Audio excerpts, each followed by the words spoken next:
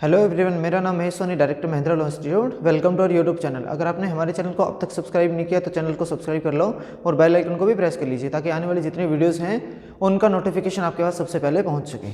अब तक हमने 2 एक्ट कंप्लीट कर लिए थे। आज हम नया एक्ट स्टार्ट कर रहे हैं जो आपका एक वेरी इंपॉर्टेंट एक्ट रहेगा, the SRA, specific relief act 1963, जो आपका जुडिशियल सर्विसेज के जितने भी एग्जामिनेशन होंगे, हर स्टेट का ऑलमोस्ट आता है आपका सब्जेक्ट, सबसे इंपॉर्टेंट सब्जेक्ट है जिसमें से 4 से 5 क्वेश्चन आपके हर एग्जाम के अंदर रहते हैं। तो चलिए स्टार्ट करते हैं आज की वीडियो में हम लोग सिर्फ आज इस एक्ट के बारे में ओनली इसका हिस्टोरिकल बैकग्राउंड और इसकी सिर्फ आपका एक जनरल सा इंट्रोडक्शन देखेंगे कि किस पे ये बेस्ड है, किस तरीके से ये एक्ट हमारा एग्जिस्टेंस में आया, और ये एक्ट नहीं था तो उसके पहले किस तरीके की आपको रेमेडीज वगैरह दी जाती थी, उसके रिगार्डिंग हम लोग आज डिस्कस करेंगे।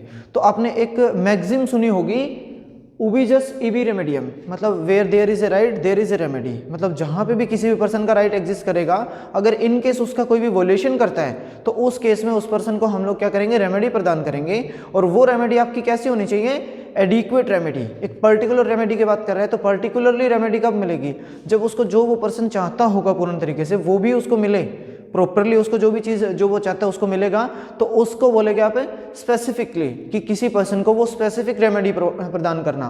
तो वो प्रदान करने का काम कौन सा एक्ट करेगा, आपका एसआरए। जब एसआरए नहीं था तो एक तरीके से क्या होगा कि इंग्लिश लॉज के ऊपर बेस्ड आपका ये एक्ट, ऑलमोस्ट इंडियन लॉज क्या है कि इंग्लिश जितने भी लॉज हैं उन पे बेस्ड रहेंगे। तो इंग्लिश जो रूल्स एंड रेगुलेशन थे उनको एडिक्वेटली इंडिया के अंदर, जो इंडिया की सिचुएशन थी, ब्रीच ऑफ राइट्स हो रहे थे, वोलेशन हो रहे थे, तो उन केस में लोगों को क्या था कि एक पर्टिकुलर आपको जो रेमेडी मिलनी चाहिए थी वो उनके up to the satisfaction of these peoples, उनको वो चीज़ नहीं मिल रही थी। तो उनको वो उस ज़रूरत के हिसाब से उनकी एडिक्वेट रिलीफ दिलवाने के लिए आपका एक नया एक्ट बनाया गया जिसका नाम स्पेसिफिक रिलीफ एक्ट 1963। तो इसकी हिस्ट्री किस तरीके से एग्जिस्टेंस में आया वो हम लोग आज यहाँ से डिस्कस करेंगे। तो जहाँ पे भी जिस पर्सन की राइट की आप बात कर रहे हो वो चीज़ आपकी यहाँ पे आएगी। तो सबसे पहले जो स्पेसिफिक वर्ड है उसको समझते हैं। पर्टिकुलर, एक पर्टिकुलर मतलब कोई भी चीज़ होगी, कोई थिंग के खिलाफ हो सकती है कोई, या फिर पर्टिकुलर पर्सन हो सकता है, तो उसके खिलाफ मतलब कोई आपका पर्टिकुलर राइट था जिसका वोलेशन हो रहा है तो उसके लिए आपको एक स्पेसिफिक रिलीफ मिले, या फिर कोई पर्सन ऐसा जिसने आपका राइट को वोलेट कर दिया तो उसी के खिलाफ आपको पर्टिकुलरली कोई रेमेडी दिलवाना।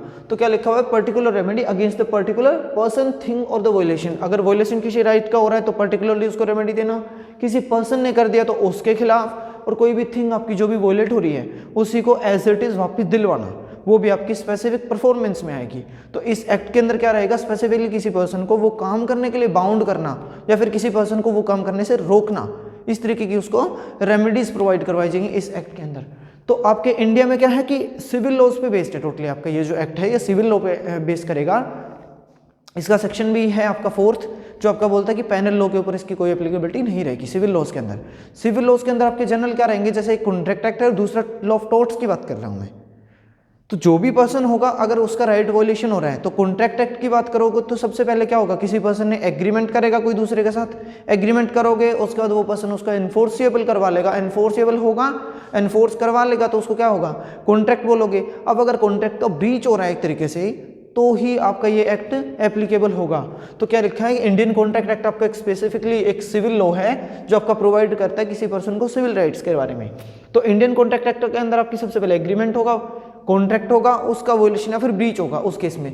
और अगर बात करें टोर्ट्स के अंदर तो टोर्ट में आपको पता है कि किसी भी तरीके की कोई कॉन्ट्रैक्ट की जरूरत नहीं है, वहां पे हो सकता है डायरेक्टली किसी पर्सन के सिविल राइट्स का आप वोलेशन करते हो, जैसे डिफेमेशन कर रहे हो, इंडियन पेनल कोड में भी है लेकिन वो टोर्ट्स के अंदर भी एक पार्ट आता है आपका एक लीगल फॉर्मेट में, या फिर आपका ओरली किसी भी तरीके से लिख के या फिर बोल के, इस तरीके का डेफेमेशन बोल सकते हो, न्यूसेंस का केस बोल सकते हो, या फिर आपका कोई क्या तरीके से कुछ भी एनी अदर कुछ हो सकता है जो उसके रिगार्डिंग आप कुछ बोल सकते हो, जैसे एक सिविल राइट के अंदर ही जो फॉल करता हो।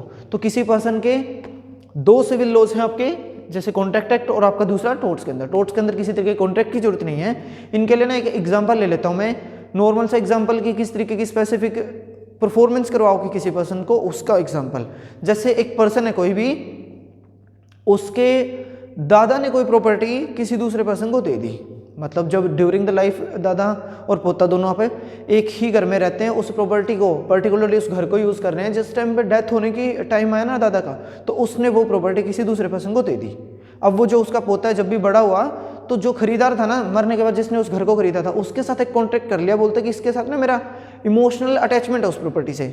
मेरे दादा इसको यूज़ कर रहे थे, मैं भी उस टाइम पे जब छोटा था उसको यूज़ करता था, अब मेरे को ये प्रॉपर्टी वापस चाहिए। बेशक आप किसी भी उसके कॉस्ट को आप कितना भी हाई लेके जाओ, मेरे को वो प्रॉपर्टी चाहिए। अब उस पर्सन ने, जो ओनर था, उसने उस बच्चे के साथ, मतलब जो बड़ा हो गया उसके साथ उसने कॉन्टैक्ट कर लिया कि मैं आपको ये 1 करोड़ में प्रॉपर्टी दे दूंगा। लेकिन जब बाद में थोड़े दिन के बाद क्या कर रहा है कि वो उसको प्रॉपर्टी देने से मना कर देता है, तो यहाँ पे क्या कर सकता है कि वो जो पर्सन होगा ना, ए पर्सन जो पोता था, वो उसके ऊपर केस फाइल कर सकता है आपका स्पेसिफिकली परफॉर्म करवाने के लिए कि आपने पहले मेरे साथ इस हायर कॉस्ट पे जाके इसका पहले आपने मेरे साथ कॉन्टैक्ट कर लिया, अब आप देने से मना कर रहे हो। तो उस पर्सन को, जो यहाँ पे सेलर होगा, उस पर्सन को बाउंड करा जाएगा कि वो प्रॉपर्टी उसको ही देनी पड़ेगी, वो उसको बेचनी पड़ेगी। इस तरीके से उसको स्पेसिफिकली परफॉर्म करने के लिए जिसके ऊपर कंपेल करा जाएगा, वो पर्सन आपका कहलाएगा यहाँ पे स्पेसिफिकली परफॉर्म करने के लिए बाउंड पर्सन। तो एक तरीके से यहाँ पे क्या रहेगा कि एक पर्सन को बाउंड कर सकते हो, उसके राइट्स का वोलेशन हो रहा है, तो ये भी चीज़ है। जनरल आपका एग्जांपल लेके चलोगे तो आपका मान लो कि कहीं पे भी जुडिशियल आपकी सर्विसेज में आपका सिलेक्शन हो गया, सिलेक्शन होने के बाद वो पर्सन आपके पब्लिक सर्विस कमीशन बोलता है कि हम लोग आपको इसके बदले में कुछ कंपनसेशन दे देते हैं, आप सिलेक्शन छोड़ दो, तो छोड़ दोगे क्या? नहीं होता ना ऐसा कुछ। तो आपको वो ही चीज़ चाहिए जो आपको up to the satisfaction of yourself हो, वही आपको जो चीज़ चाहिए वो आपकी स्पेसिफिकली परफॉर्म के अंदर आएगी। उसके अंदर आपकी कंपनसेशन देना उस पर्सन के लिए एडिक्वेट रिलीफ नहीं होगा। तो एडिक्वेट रिलीफ जहाँ पे होगा वो आपकी स्पेसिफिकली परफॉर्म होगा, और उसको परफॉर्म करवाने के लिए आपकी एक्ट की जरूरत है, वो आपका है द स्पेसिफिक रिलीफ एक्ट 1963। तो इस एक्ट के आने से पहले क्या चीज़ थी कि इंडियन जो पीपल थे और इंडियन जो रूल रेगुलेशन थे वो as per the English law चलते हैं, और इंग्लिश लॉज के ऊपर आपके 2 तरीके के कोर्ट्स होते थे, एक कॉमन लॉ कोर्ट्स और दूसरा आपका इक्विटी कोर्ट्स। इक्विटी कोर्ट क्या है? जहां पे इक्विटी, गुड कंसाइंस और आपकी जस्टिस पे बेस्ड आपको जो जस्टिस दिया जाता था, वहां पे आप इक्विटी कोर्ट का यूज करते हो। जबकि जो कॉमन लॉ कोर्ट्स थे ना, वो आपके अनेबल थे किस चीज़ को देने के लिए? एक प्रॉपर रेमेडीज लोगों को देने के लिए, क्योंकि लोगों की डिमांड कुछ और थी और जो कोर्ट थे अपने रूल रेगुलेशन के हिसाब से कुछ और रेमेडीज दे रहे थे, जिनसे पीपल आपके एक तरीके से वो लोग आपके सेटिस्फाई नहीं थे। तो यहाँ पे एक जरूरत हुई कि कुछ एक स्पेशल आपका कोई एक्ट आए जो उनको प्रॉपरली एक रेमेडी प्रदान करे।